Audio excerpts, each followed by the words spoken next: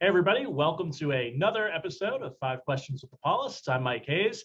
Today, we're going to go out to Washington, D.C. This person is one of my very best friends, and I mean that sincerely. He is the Associate Director for the Laity at the United States Conference of Catholic Bishops. He is a long-time young adult ministry expert, but more importantly for our purposes here, he's a Paulist Press new author, Paul Jarzembowski, author of Hope from the Ashes. How you doing? I'm doing very well. It's so good to be here with you. No Long problem. time friend, first Yeah, time exactly. caller. First time, long time, right? And so let's get into it right away with question one. Your book is all about Ash Wednesday and Lent. So what's one way that we can liturgically celebrate Ash Wednesday that would inspire young people to return to church and, more importantly, feel like they belong? I've got a radical idea. Ooh. Radical idea. You get to church. This could be for any parishioner. Get to church early on Ash Wednesday. Get the best pew in the house. I mean, the very best one, the best view, no obstructions, anything. You sit there for a while before Mass, and then you see the crowd start to come in and line the walls. You see somebody harried, exhausted, somebody you don't know, lines the wall not too far from you. They look like they've had a rough day. 2 minutes before the service or the Mass starts, you get up, go over to that person, say, have a seat. I'll stand at the wall. That person will remember that moment. That's radical hospitality at its finest right there on Ash Wednesday.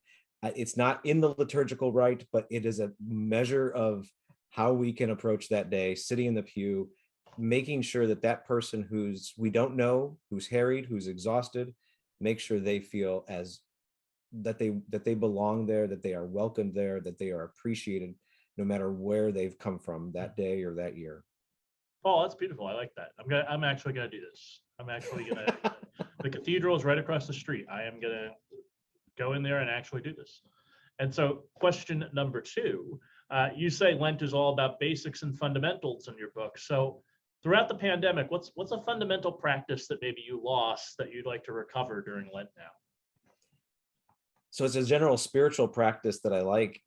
My grandfather had a series of holy cards, and every day he would sit there with the holy cards, usually from funerals or from people he knew, and he would flip through them and pray for either the person who they're praying, who's on the card, or perhaps through the image that's on the front side, maybe an image of the Blessed Mother, of Jesus, of Saint Jude, Saint Teresa, something like that. So he would flip through those, and that was a habit that I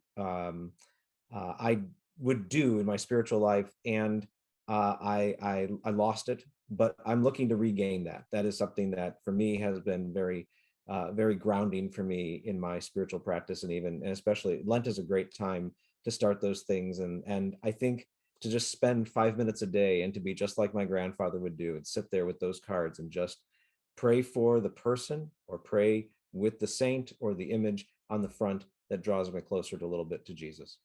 That's nice. Question three, you're a big movie guy. And so what is in your Netflix queue these days that maybe inspired you throughout the pandemic? Well, yeah, I would have to say it's more than just a movie, because I had to let whatever was in my Netflix queue last the entirety of the pandemic, which kept going on, and well, actually still going on. So You're hoping for season 8, yeah, I've gone through all the seasons of seven, but for me, where I started discovering, I was always a Star Trek fan, but I decided that there were a couple of series I had not watched. I'd never watched before. I never watched Deep Space Nine or Voyager or Enterprise all the way through.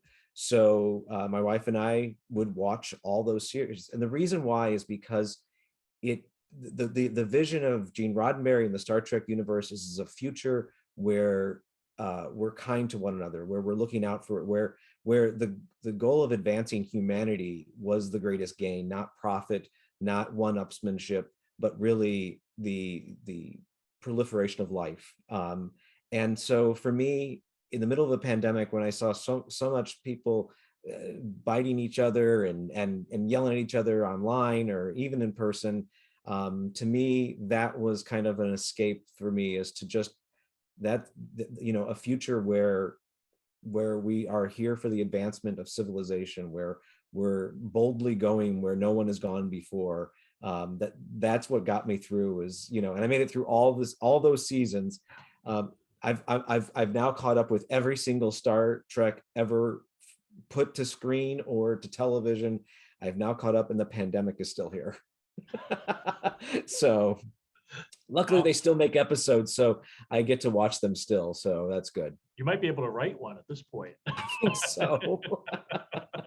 There was nothing in Star Trek about the pandemic. I'm disappointed. Question 4. What do you give up like the last 2 years for Lent? What do you give up during the height of isolation time, and what are you going to give up now? So one of my favorite things that I love giving up is, ironically, fish on Fridays. So I am a huge seafood lover. And so I give up. People always say, "Ooh, this must be a great day for you on Fridays because you can eat all the fish you want." And I decided to give it up because I feel like that's not going to draw me any closer into a spiritual life if I'm being gluttonous for the fish that I love so much. So I choose to give up both meats and fish on Fridays. So I'm kind of just stuck with pastas and salads and stuff. But that's what I have done. And the pandemic, I definitely did that. I will admit, though, that many of the other things that I sometimes give up in my spiritual practices, I didn't do as much during the pandemic.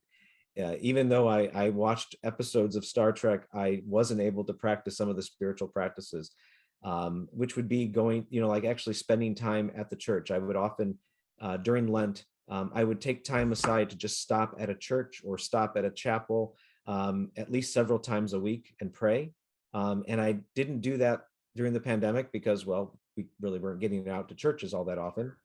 So now this year that churches are a little open again, I'm looking to do that this Lent, and to really just drive. Like when I'm on my way home, I'm going to be usually very busy, I have to get home, got to do the next thing, then maybe I'll leave the office just a few minutes earlier so I can drive into a church that's nearby, spend 5-10 minutes in prayer, and get back in the car. That to me is a spiritual practice I used to do, didn't do it during the pandemic, and I'm hoping this year in Lent I can restart that again. Cool. And our last question, question 5, you host a Disney podcast. It's all about Disney parks, called This Happy Podcast, with our mutual friend, John Grasso. And how are Disney parks a model for how churches should welcome others? So in the book, I mentioned 3 things. I mentioned this notion of boundless hospitality, radical warmth, and unconditional compassion. And believe it or not, those are like 3 principles that I think if you go to a Disney park, you're going to get that. You're going to get that radical warmth, that hospitality, and even the compassion. Disney is very inclusive and very compassionate to those who are there. So that sense of welcome that people feel when they enter a Disney park, I want them to feel that when they enter our churches on Ash Wednesday. If on Ash Wednesday people leave, well, maybe they don't have a Mickey ears on or have a box of popcorn with them, but or hum the theme to "It's a Small World." But aside from that, I hope that they said that same feeling on Ash Wednesday, where people welcome them like, you're the person that we've been waiting to see. That when they get into church, just like they would get into a Disney park, you're the person we've been waiting for. We're so glad you're here. Make yourself at home. We don't care if you're an annual pass holder, or this is the first time you've been to the parks. You are equally welcome here, and we want you to enjoy yourself. We want you to feel that you are part of this family. And I hope that for me, we can learn a lesson from that. In my book, I even quote the Disney Institute, which teaches a number of those principles, because I think we've got a little something to learn from that. Obviously the church has much to teach, but in terms of its hospitality, I think perhaps maybe that's some areas we can learn a little bit. For sure, Dave. And we should be able to do it better than Disney, right? That's the Absolutely. That's the other side, right? I would hope. I would hope. So Ash Wednesday and Lent are great times to start. So no time we like the get present. Space Mountain outside of the church to go on afterwards. That would be great. Like in the parking lot after Ash Wednesday, here, have a ride on Thunder Mountain Railroad. I don't know. Sure, why not? Right? Why not? Anyway, so Paul Jarzembowski, thanks so much for joining us all the way from Washington, D.C. The book, Hope from the Ashes. If you are looking to reignite Lent, hey, there we go. We can pool books here. That's great. If you're looking to reignite your Lenten practice, Paul's your guy. So Paulist Press, Hope from the Ashes. Paul Jarzembowski, thanks for being with us. It's good to be here. Thank you very much, Mike. This has been 5 Questions with the Paulist Fathers, and we'll see you again next time.